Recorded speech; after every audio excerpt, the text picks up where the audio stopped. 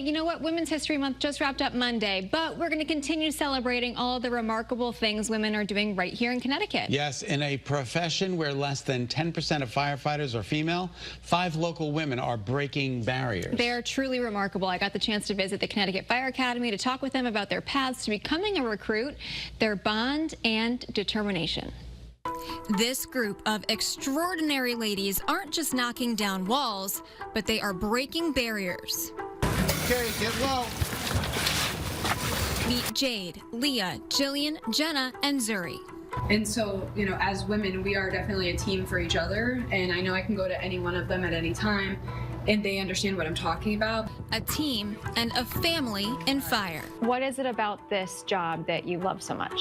In my opinion, it's a very different atmosphere from most jobs. You have a family. I mean, it's called a firehouse. So, you know, you're working with coworkers who become your brothers and sisters, and you're a part of the community. Everything that you do, you go to work and you're working for the people of that town. And so you get to serve them and also the people you work with, and that's just what I want. Jade and fellow recruit Leah are just 19 years old and very involved in their career already. We were in the cadet programs of our selective volunteer departments. I was with Andover, she was with Durham, and we got the offer to come up to the Fire Academy for the introduction to the fire service program, and it's basically for 14 and 15-year-olds who have interest in the fire service and they want to see if that's like something they want to pursue, or like it just gets them more hands-on, because when you're in a department there's a lot of rules and regulations that restrict you from actually like getting hands-on. So if you come up here, they have different rules that allow you to like actually work in the fire service, I guess. So I was super nervous to come to that. I almost didn't, and like the last day that I could have said yes, I was like, okay, fine, I'll try it, I'll give it a shot, and I ended up falling in love with it completely. I made so many friends here, one of my best friends. Now I met them, and I've come back for like 4 other classes since then, coming up through the cadet programs and stuff, and I wouldn't be here today without them, so I'm super grateful for those opportunities, and it was one of the best decisions I ever made. That sentiment echoed by everyone. So I was always interested in the fire service ever since I turned 14 years old and was able to join my local fire department.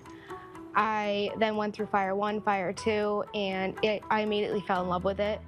So I knew I wanted it as a career, but I didn't have the mindset to push myself to make it a career.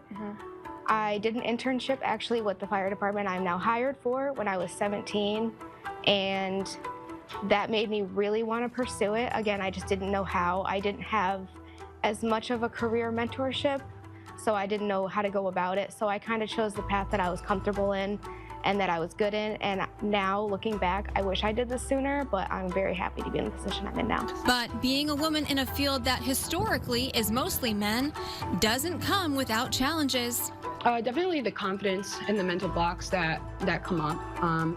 You know, you are comparing yourself to men, and like whether you're intentionally doing it or not, but especially, you know, being here and in this program within your squad, you have, you know, 3 or 4 other men, and you're watching them do something and they do it with such ease, and then, you know, my 5'3" self gets up to try and do the same thing, and I have to work a little bit harder or maybe use a different technique than they do to be able to accomplish it, and you know, you do it.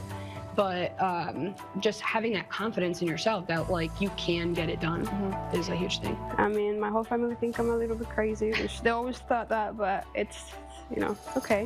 Why do they think that though?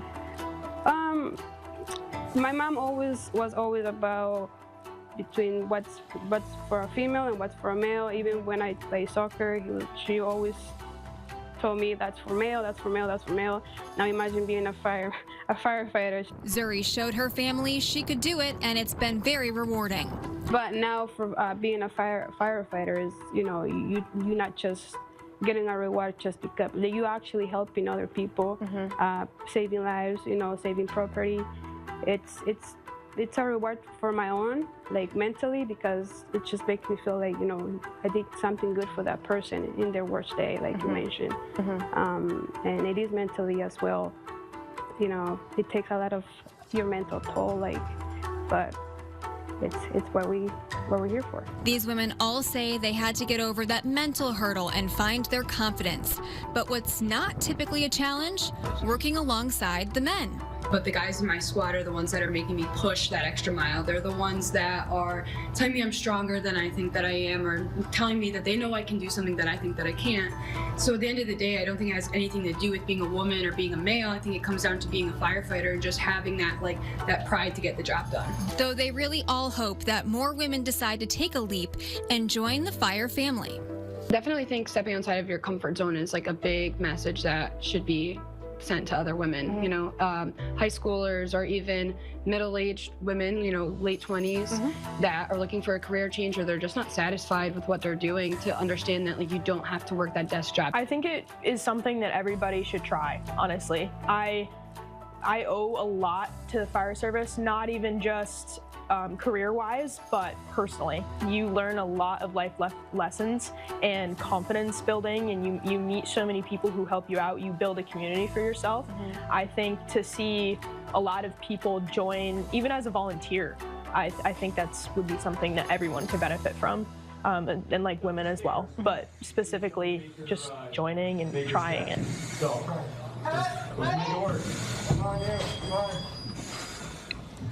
All right, so get this, 45 recruits total in the class. 5 of them are the women. That's a pretty high percentage. It is, and you know what? I was talking to some of the trainers. They say that that's about the highest number that they've had throughout the fire academy. So it's not the most, but it's on par with the most. That's really good. I'm glad Usually to see they have that. about 2. Yeah. So it's nice that they have a few more people. Yeah, very, very good. So again, I was talking to some of these ladies. I was like, how did you even know to stop and ask to join? So they're encouraging anybody interested to just stop by their local fire department, volunteer or career, ask how you can get involved if it's something that you're interested in. I think it's terrific. Yeah, very good. Good story.